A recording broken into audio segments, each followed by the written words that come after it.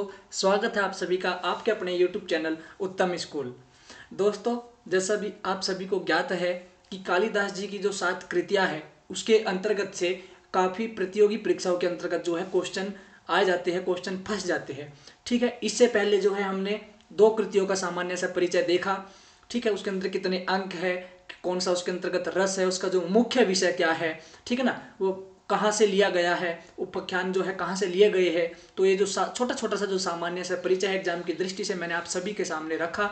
आज जो हमारी जो वीडियो होने वाली है वो है मालविकाग्निम मित्रम। जैसा आप सभी को ज्ञात है कि मालविकाग्निम मित्रम भी जो है कालिदास जी की ही कृति है। तो मालविकाग्निम मित्रम का जो है छोटा सा परिचय देखेंगे और उसके अंतर्गत कितने अंक है वो अंक देखेंगे। सभी अंकों के अंतर्गत जो है कितने उसके अंतर्गत सूक्तियाँ है वो देखेंगे। सभी अंकों का एक छोटे छोटे माध्यम से जो है उसका परिचय देखने का हम प्रयास करेंगे। और हाँ, यदि आप चैनल पर नए आए हो तो प्लीज़ चैनल को सब्सक्राइब जरूर कर लेना, और वीडियो आपको पसंद आ रही हो तो प्लीज़ वीडियो को भी ज़रूर लाइक करना। और बेहतर तो ये होएगा कि जो भी आपके दोस्त, आपके सखा मित्र बंधु कोई भी हो, यदि वो कोई भी एग्ज़ाम्स की तैयारी कर रहे हो तो उनके साथ में जो है ये वीडियो शेयर ज़रूर कर देना है, ताकि आपके साथ साथ उनकी भी हेल्प हो पाए।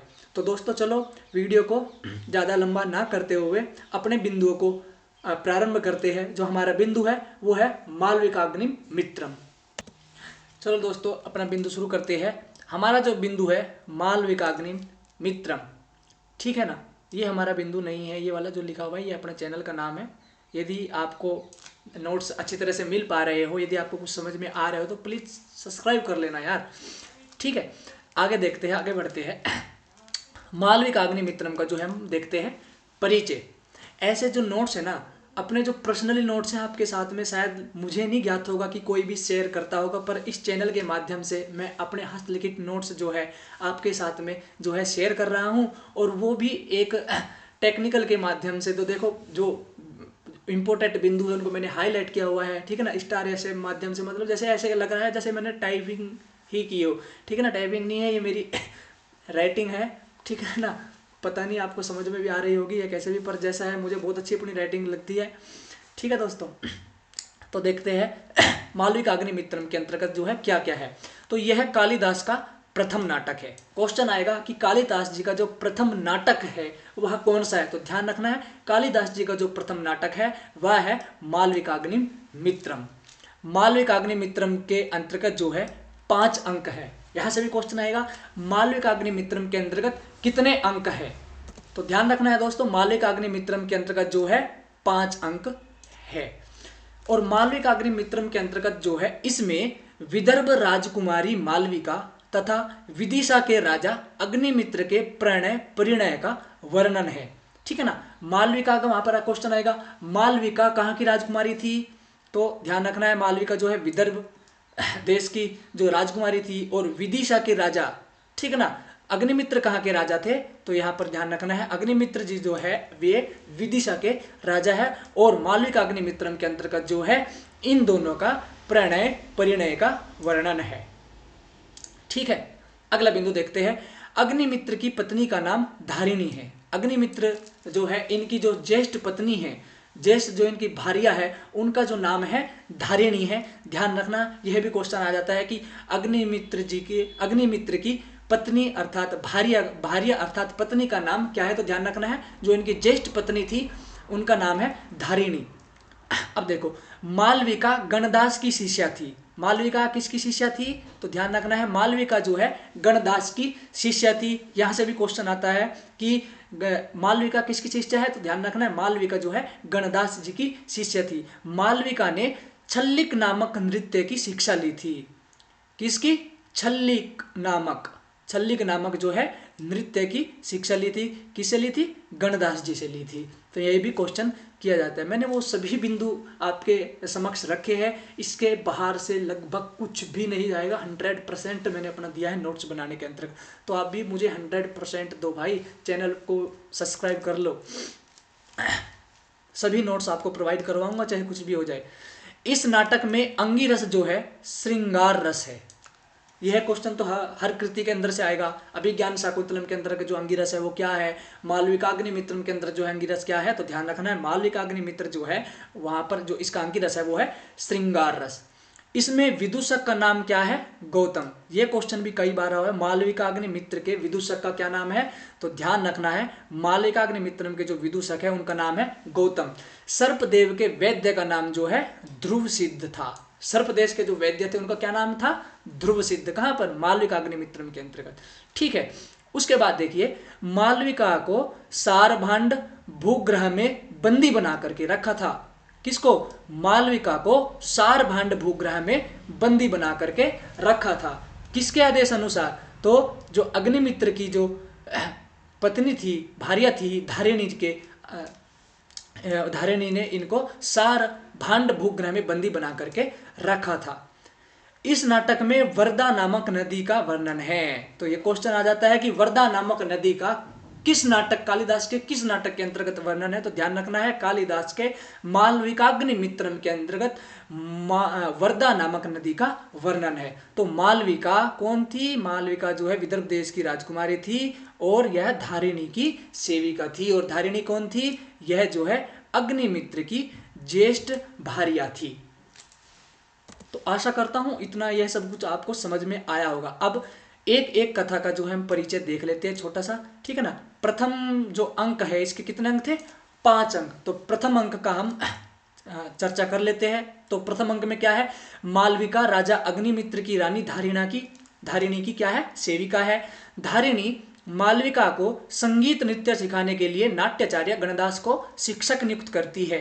धारिणी प्रयास करती है कि राजा मालविका के रूप सौंदर्य पर मुग्ध ना हो जाए, क्योंकि भाई धारिणी बहुत ही सुंदर थी। तो इसलिए धारिणी यह चाहती थी कि जो मालविका है यह राजा की दृष्टि से दूर रहे। यदि इसने राजा ने अग्निमित्र ने इनको देख लिया तो वह इनके रूप सौंदर्य पर मुग्ध ना हो जाए, इसलिए उनको छुपा करके रखती थी। धारिणी प्रयास करती थी कि राजा मालविका के रूप सौंदर्य पर मुग्ध ना हो जाए, वह उसे छुपा कर रखती थी। एक चित्र में राजा मालविका को देख लेता है और उस पर मुग्ध हो जाता है। आगे देखिए, विदूषक कौन था, गौतम, ठीक है ना। विदूषक मालविका को अग्निमित्र के सामने लाने की योजना बनाता है। और जो विदूषक होता है वो कौन होते हैं, वे होते हैं राजा के परम मित्र। तो भाई परम मित्र का कर्तव्य है कि भाई जो कुछ अर्चन इनके बीच में आ रही है तो उस अर्चन को दूर करे। तो विदूषक जो है अग्निमित्र जी के परम मित्र है, तो विदूषक मालविका को अग्निमित्र के सामने लाने की योजना बनाते हैं। तदनुसार, ठीक है ना, नाट्याचार्य गणदास व हरदत्त में योग्यता विषयक विवाद होता है कि भाई तेरी शिष्या जो उनके अंतर्गत क्या योग्यता है। दोनों के अंतर्गत जो है द्वंद्व होता है, वाक द्वंद्व होता है, ठीक है ना, फाइट नहीं होती, वाक द्वंद्व होता है। उसके बाद में निर्णय होता है कि भागवती कौशिकी, तो ये कौन है, यह एक सन्यासिनी है, की अध्यक्षता में दोनों नाट्याचार्य अपनी अपनी शिष्याओं के द्वारा अभिनय कला प्रदर्शन कराए। धारिणी इस प्रदर्शन को रोकना चाहती है। क्यों रोकना चाहती है, यदि यह प्रदर्शन हुआ तो राजा भी उस सभा के अंतर्गत आएगा जहां पर यह प्रदर्शन होएगा और राजा मालविका को देख लेगा। और धारिणी यह चाहती थी कि मालविका जो है अग्निमित्र की दृष्टि से दूर बनी रहे, इसलिए धारिणी जो है इस प्रदर्शन को रोकना चाहती थी, किंतु वह असफल रहती है, प्रदर्शन जो है होता है। अगला जो अंक देखिए, द्वितीय अंक, यह थी प्रथम अंक की कहानी। अब देखते हैं द्वितीय अंक। मालविका की नाट्य कला का प्रदर्शन होता है और गणदास विजय होता है। गणदास अर्थात मालविका का गुरु, तो गणदास विजय होता है, राजा मालविका पर मुग्ध हो जाता है। अब देखिए तृतीय अंक के अंतर्गत क्या कथा है। अग्निमित्र व मालविका का अनुराग प्रकट होता है। छोटी रानी इरावती, ठीक है ना, बड़ी रानी कौन थी, धारिणी, और छोटी रानी जो है इरावती। तो छोटी रानी इरावती के आदेश अनुसार राजा प्रमदवन जाते हैं, पर पैर में चोट के कारण रानी धारिणी अशोक की देहद पूर्ति के लिए नहीं जाती। यह क्वेश्चन भी आया हुआ है कि रानी जो धारिणी है वह अशोक की देहद पूर्ति के लिए क्यों नहीं जाती। तो ध्यान रखना है, उस धारिणी के जो है पैर में चोट लग जाती है, इस कारण वह अशोक की देहद पूर्ति के लिए नहीं जा पाती। परंतु वह अपने स्थान पर जो है किसको भेज देती है, मालविका को भेज देती है। और मालविका को भेजते ही क्या होता है, तो राजा व मालविका का मिलन होता है और इरावती आकर विघ्न डालती है और राजा को भरा बुला कहती है। ठीक है ना, ये है तृतीय अंक की कहानी। इसके बाद में देखते हैं चतुर्थ अंक। क्रुद्ध होकर रानी धारिणी मालविका व उसकी सखी